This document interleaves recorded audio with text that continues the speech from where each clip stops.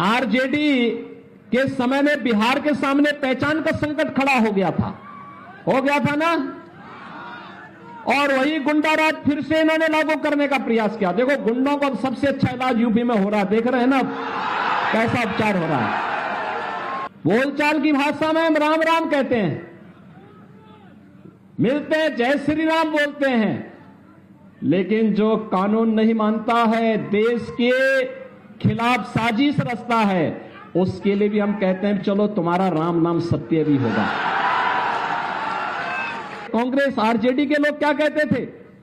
कहते थे राम तो हुए ही नहीं, ये राम के अस्तित्व पर संकट खड़ा कर, यानी ये लोग प्रश्न खड़ा करते थे। और जब अयोध्या में रामलला विराजमान हो गए, अब ये लोग कहते हैं राम तो सबके हैं। ये धोखा देंगे, धोखा देकर के फिर से बिहार वासियों के सामने पहचान का संकट खड़ा करेंगे। पहचान का संकट खड़ा करने वालों को लोग एक एक वोट के लिए तरसवा दीजिए। एनडीए को बिहार के अंदर और सशक्त बनाने में हमें सफलता प्राप्त हो गई। अन्यथा बिहार के अंदर तो लालू जी के परिवार को ही सीट कम पड़ रही थी, आपने देखा होगा। वो परिवार तक ही सीमित रह गए। एक परिवार यहां भी है और एक परिवार यूपी में भी है।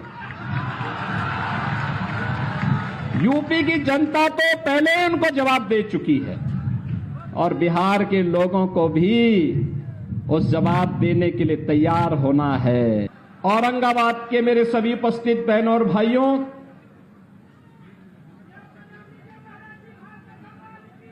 बिहार के चित्तौड़गढ़ के रूप में जाने जाने वाला हमारा औरंगाबाद की शौर्य भूमि को नमन करता हूं, जिस भूमि ने बिहार की विभूति से अनुग्रह नारायण सिन्हा जैसे महापुरुषों को जन्म दिया हो। इस पावन धरा को नमन करते हुए मैं आप सबका हृदय से अभिनंदन करता हूं।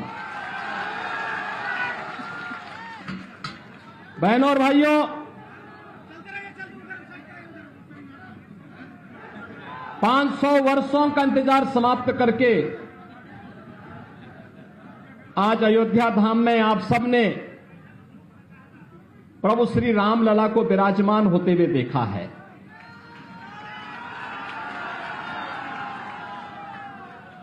और स्वाभाविक रूप से प्रभु राम को विराजमान तो अयोध्या धाम में किया गया, लेकिन उत्साह और उमंग बिहार के अंदर था।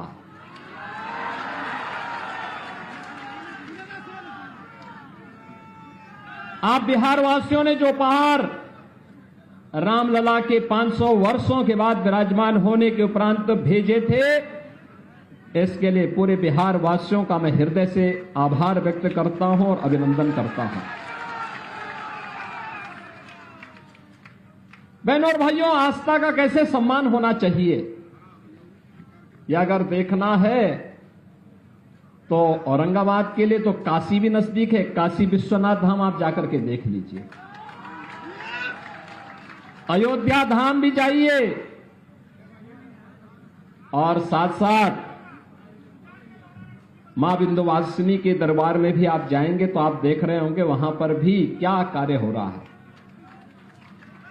बहनों और भाइयों, ये नए भारत का नया उत्तर प्रदेश है, नया बिहार है, और इस नए उत्तर प्रदेश या बिहार के लिए मोदी की गारंटी इन सब के उत्थान की गारंटी है। कल ही भारतीय जनता पार्टी ने अपना संकल्प पत्र जारी किया है, और संकल्प पत्र में जो बातें कही हैं, विकसित भारत, विकसित भारत का मतलब विकसित बिहार भी। और बहनों और भाइयों, आपने देखा होगा मोदी जी के नेतृत्व में 10 वर्ष में बदलते हुए भारत को आपने देखा है। एक नए भारत का दर्शन हो रहा है, दुनिया में भारत का सम्मान बढ़ा है, भारत की सीमाएं सुरक्षित हुई हैं। आतंकवाद और नक्सलवाद की समस्या का समाधान हुआ है। आज कश्मीर में आतंकवाद की जड़ धारा 370 समाप्त करके कश्मीर को भारत की मुख्य धारा के साथ जोड़ा गया। देश के अंदर नक्सलवाद की समस्या का काफी हद तक समाधान हो चुका है। जो कुछ बचे खुचे होंगे ना, अगले 5 वर्ष के अंदर उनका भी स्वाहा होगा। बहनों और भाइयों, और मोदी जी ने कल के संकल्प पत्र में एक बात और कही कि 3 करोड़ और आवास अगले 5 वर्ष के अंदर गरीबों को देंगे। इसका सर्वाधिक लाभ तो यूपी और बिहार को ही लेना है। बहनों और भाइयों, 2.5 करोड़ घरों में बिजली का उजियारा कर दिया, घर घर बिजली पहुंचा दी, फ्री में कनेक्शन गरीबों को मिल रहे हैं। भारतीय जनता पार्टी जो कहती है वो करके दिखाती है, और यही मोदी की गारंटी है। देश को सुरक्षा देना हो या सुशासन का मॉडल देना हो, नौजवानों की आजीविका का मुद्दा हो या गरीब के उत्थान का, किसान की खुशहाली का मामला हो या फिर नौजवान की आजीविका का और आस्था का सम्मान कैसे होना चाहिए, कि भारतीय जनता पार्टी से बढ़कर के और कोई नहीं कर सकता। आप मुझे बताइए, क्या कांग्रेस के लोग अयोध्या में राम मंदिर का निर्माण करते? क्या ये लोग कर पाते? क्या गरीबों को ये लोग राशन दे पाते? क्या सारा तो यही खा जाते थे। आरजेडी के समय में बिहार के सामने पहचान का संकट खड़ा हो गया था ना, और वही गुंडा राज फिर से इन्होंने लागू करने का प्रयास किया। देखो, गुंडों का सबसे अच्छा इलाज यूपी में हो रहा है, देख रहे हैं ना कैसा उपचार हो रहा है। वहां अगर बेटी और व्यापारी के साथ कोई छेड़छाड़ करता है, कोई परेशान करता है, उल्टा लटका दिया जाता है उसको, और नीचे से मिर्च का झोंका अलग से, और उसमें भी वे लोग गले में तख्ती लटका के चलते हैं कि साहब एक बार जान बकस दो, बस आगे से कोई गलती नहीं होगी। और माफियाओं की स्थिति क्या है? हमने एक तरफ श्रद्धालुओं के लिए अयोध्या में भगवान राम का भव्य मंदिर बनवाया, और बहनों और भाइयों, दूसरी तरफ बड़े बड़े माफिया और अपराधियों को राम नाम सत्य की यात्रा में भेजने का काम किया। यह कार्य केवल भाजपा कर सकती है बहनों और भाइयों, इसीलिए आज हम सब आए हैं आपके पास। बहनों और भाइयों, बोलचाल की भाषा में हम राम राम कहते हैं, मिलते हैं जय श्री राम बोलते हैं, लेकिन जो कानून नहीं मानता है, देश के खिलाफ साजिश रचता है, उसके लिए भी हम कहते हैं चलो तुम्हारा राम नाम सत्य भी होगा। और आज आप देख रहे होंगे, इसलिए उत्तर प्रदेश 25 करोड़ की आबादी का राज्य, 7 वर्ष में कोई दंगा नहीं हुआ, कोई कर्फ्यू नहीं लगा, कोई कर्फ्यू नहीं, कोई दंगा नहीं, कहीं कोई समस्या नहीं। और बहनों और भाइयों, आज वही आश्वासन देने के लिए आए हैं, यह काम केवल बीजेपी और एनडीए ही करेगा, और इसी के लिए मोदी जी तीसरा कार्यकाल मांगने के लिए आपके पास इस लोकसभा चुनाव में आए हैं, क्योंकि मोदी जी के तीसरे कार्यकाल का मतलब विकसित भारत की संकल्पना को आगे बढ़ाना। अब तक तो हम लोगों ने कांग्रेस, आरजेडी और इन दलों के दलदल में जो देश फंस करके बड़े बड़े गड्ढे इन्होंने बनाए थे ना, इसको पाटने में और इनके कचड़े को साफ करने में समय लगाया। अब स्पीड बढ़ा करके भारत को ग्लोबल लीडर के रूप में स्थापित करने का समय आ चुका है। बहनों और भाइयों, ग्लोबल लीडर के रूप में भारत बनने का मतलब एक आत्मनिर्भर भारत, युवा आत्मनिर्भर होगा, महिलाएं स्वावलंबी होंगी, व्यापारी सुरक्षित होगा, उसका व्यापार फल फूल रहा होगा, दुनिया के अंदर उसकी अपनी धमक होगी, और भारत दुनिया का पिछलग्गू नहीं, दुनिया की सबसे अग्रणी अर्थव्यवस्था के रूप में दुनिया को नेतृत्व दे रहा होगा, ऐसे भारत के लिए मोदी जी को तीसरा कार्यकाल आवश्यक है। और इसीलिए हम लोग आए हैं आपके पास कि बहनों और भाइयों, जब सारी समस्या का समाधान तो मोदी जी के नेतृत्व में भारतीय जनता पार्टी और एनडीए ने किया है, देश को समस्या देने वाले कांग्रेस और आरजेडी के ही लोग हैं। दिया ना इन्होंने समस्या, आतंकवाद की समस्या इन्होंने दी, भ्रष्टाचार की समस्या इन्होंने दी, गरीबों के हकों पर डकैती डालने की समस्या भी इन्होंने दी, अराजकता और दंगे भी इन्होंने ही दिए, अव्यवस्था भी इन्होंने दी, हर प्रकार की समस्या इन्होंने दी और समाधान मोदी जी ने दिया है। प्रधानमंत्री मोदी जी ने समस्या का समाधान दिया है। तो जब समाधान मोदी जी दे रहे हैं तो समस्या को पालने की आवश्यकता नहीं जो आपके विकास में बाधक है। और इसके लिए हम लोग आए हैं। बहनों और भाइयों, आरजेडी से कोई उम्मीद मत करिए। ये चुनाव तो अब नेशन फर्स्ट बनाम फैमिली फर्स्ट का आ गया है।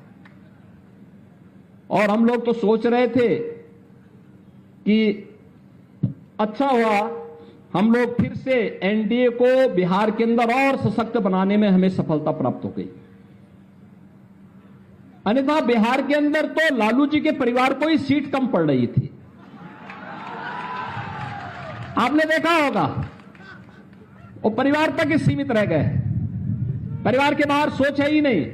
विकास भी होना तो परिवार का सीट भी मिलनी है तो परिवार को ही मिलनी है, योजनाओं का लाभ भी लेना है तो परिवार को ही मिलना है। एक परिवार यहां भी है और एक परिवार यूपी में भी है।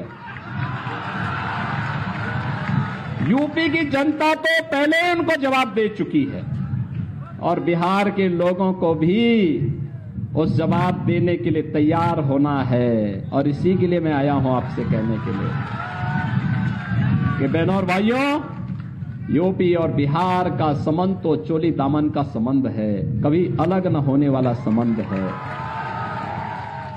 हमारे यहां जब बोलते भी हैं संबोधन में तो हम बोलते हैं जय सीताराम। पहले माता सीता का नाम लेते हैं तब राम का नाम लेते हैं। यही हमारा संबोधन है। तो ये संबंध तो दोनों राज्यों के संबंधों को जोड़ करके मोदी जी के एक भारत श्रेष्ठ भारत के अभियान को आगे बढ़ाता है। और एक भारत श्रेष्ठ भारत के लिए मोदी जी का तीसरी बार प्रधानमंत्री बनना आवश्यक है। और मोदी जी का तीसरी बार प्रधानमंत्री बनाने के लिए औरंगाबाद से श्री सुशील कुमार सिंह जी को फिर से सांसद बनना आवश्यक है। कांग्रेस आरजेडी के लोग क्या कहते थे? कहते थे राम तो हुए ही नहीं। ये राम के अस्तित्व पर संकट खड़ा कर, यानी ये लोग प्रश्न खड़ा करते थे। और जब अयोध्या में रामलला विराजमान हो गए, अब ये लोग कहते हैं राम तो सबके हैं, कहते हैं ना। इसलिए बहनों और भाइयों, इन पे विश्वास मत करना, कभी विश्वास मत करना। ये धोखा देंगे, धोखा देकर के फिर से बिहार वासियों के सामने पहचान का संकट खड़ा करेंगे। पहचान का संकट खड़ा करने वालों को लोग एक एक वोट के लिए तरसवा दीजिए। सहमत है ना? सभी सहमत हैं? करेंगे इस कार्य को। पहले ही चरण में वोटिंग है, पहले ही चरण में वोट पोल करना है आप लोगों को। और याद रखना, सुशील सिंह जी को जब आप यहां वोट देंगे, उसकी गूंज यूपी के अंदर सुनाई देगी।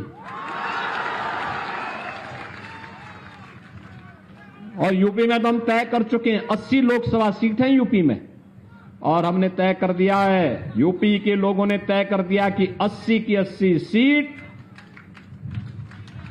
एक मनकों की माला बनाकर के मोदी जी के गले का हार बनाएंगे। बिहार में भी आप लोग सब सहमत हैं? एनडीए के सभी प्रत्याशियों को विजयी बनाने के लिए सहमत हैं?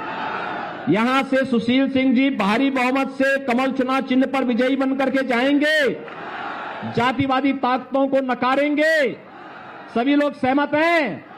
तो बहनों और भाइयों फिर मेरे साथ बोलेंगे, भारत माता की, भारत माता की, भारत माता की। लाइव बिहार YouTube पर सब्सक्राइब और Facebook पर लाइक जरूर करें।